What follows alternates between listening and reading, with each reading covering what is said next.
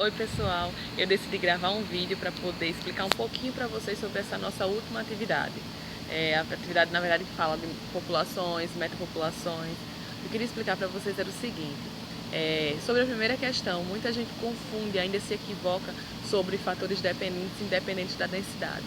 Então vamos lá, as populações elas não podem crescer indefinidamente. Então imagina, sei lá, uma população de timbu.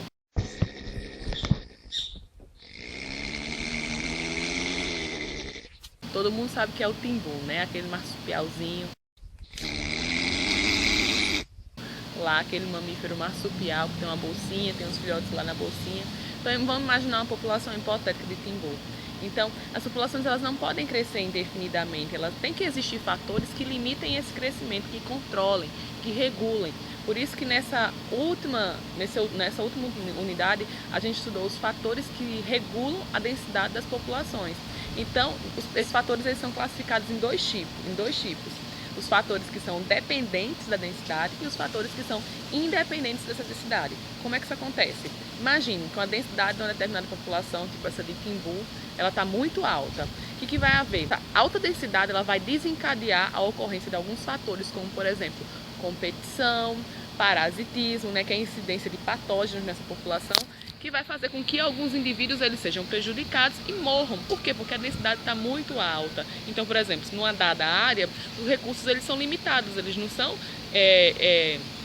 infinitos, eles são limitados.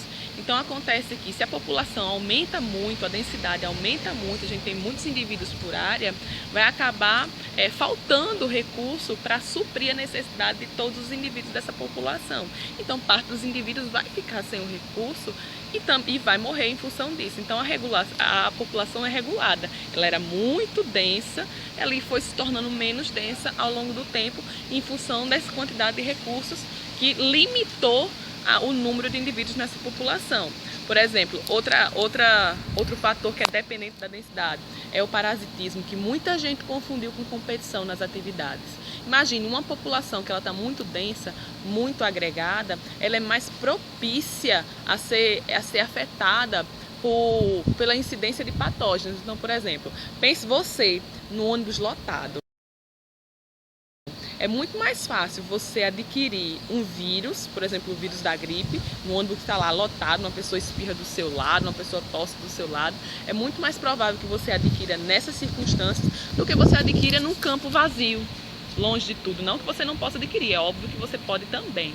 Mas é muito mais provável que você adquira quando a densidade de indivíduos ela está alta, entendeu? Então a transmissão desses tipos de infecções, desses tipos de doenças é muito mais comum, muito mais corriqueira, entende? Quando a densidade está alta. E os fatores independentes da densidade, quais são eles? São fatores que não são, a ocorrência deles não é desencadeada pela densidade. Esses são os fatores dependentes da densidade. Ela vai estar baixa, que esses fatores vão ocorrer. Normalmente são fatores mais relacionados a fatores abióticos, como por exemplo o pH, a água, deixa eu ver, ventos, radiação, luz. Então são fatores que vão ocorrer independentemente se a densidade vai estar alta ou não. Temperatura, por exemplo, é um fator que regula a densidade, mas não é um fator que vai depender da densidade. Não é a densidade está alta, agora vai estar mais quente, o sol vai iluminar mais. Não, ele vai estar iluminando em função de outros fatores, mas não em função da densidade. Entenderam? Sobre a segunda questão. Qual a diferença entre populações e metapopulações? Vou falar bem brevemente, porque essa questão vocês podem discutir um pouco mais falando de cada modelo de metapopulação. Mas de um modo geral, uma população é um conjunto de indivíduos de uma determinada espécie que habita uma área limitada.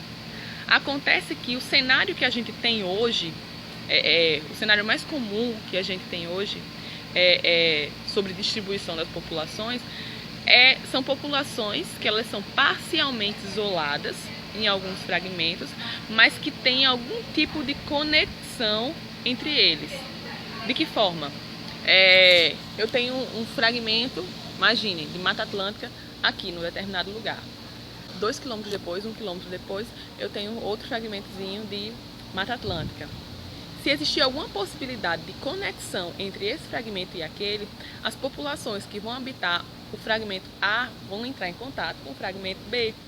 E isso é o que a gente chama de fluxo gênico, porque essa população, a partir do momento que o indivíduo daqui cruza com o indivíduo de lá, ele vai levar seu pool gênico, como a gente chama, para outra população, gerando assim variabilidade. E variabilidade genética é extremamente importante para a conservação das espécies, porque isso vai fazer com que elas permaneçam viáveis por muito tempo.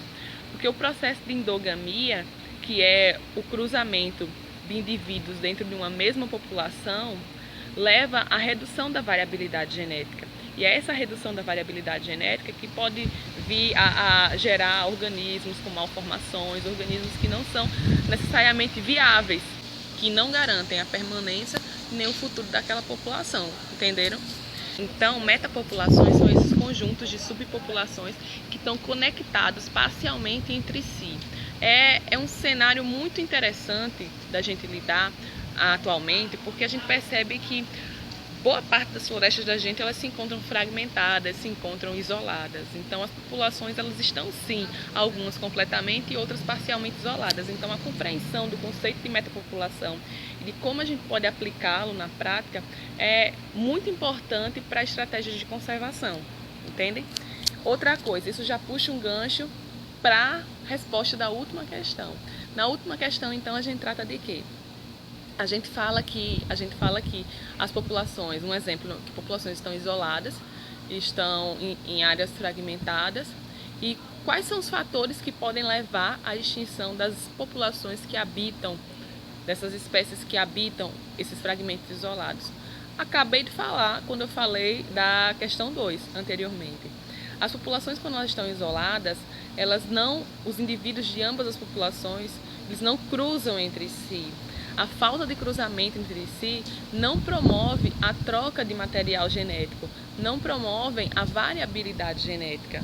E isso é um problema muito grande. Então, assim, além da falta de variabilidade genética, você também pode ter problemas na razão sexual, entendeu? Você pode ter mais machos e menos fêmeas numa determinada área, ou o contrário. A diferença na razão etária também. Você tende, por exemplo, a ter mais indivíduos velhos na população, menos indivíduos jovens. Então a população, ela não apresenta um sucesso reprodutivo legal, né? Porque tem mais indivíduos velhos que indivíduos jovens. Então são vários fatores, né? Vários fatores genéticos, demográficos, que atuam negativamente, levando à extinção local dessas espécies, nesses fragmentos que se encontram isolados e fragmentados, entende? Então, gente, de um modo geral, eu quis trazer para vocês aqui nesse vídeo, que já vai, acho que em 8 minutos, e o vento aqui não tá deixando o meu cabelo ficar certo. Então, assim, de um modo geral, é isso que eu tenho para falar para vocês sobre esse nosso último conteúdo de populações e metapopulações. Eu espero que vocês tenham conseguido aprender um pouquinho a partir do vídeo. Eu preferi fazer o vídeo porque eu estava sentindo a necessidade disso, porque talvez explicando, escrevendo, fosse um pouquinho mais complicado de se entender, mas eu só queria enfocar mesmo nesses fatores dependentes e independentes da densidade, que muita gente confundiu. Então, olha só, a densidade variou, então os fatores que dependem dela vão começar a agir. E os fatores que não dependem da densidade vão estar agindo independente dela variar ou não, da densidade estar baixa, da densidade estar alta, beleza? Então, ó, um beijo em todo mundo. Até o próximo vídeo, vou fazer mais vídeos para poder facilitar. Vocês estão rodando, que eu balançando esse celular assim na mão. Ó, beijo para todo mundo.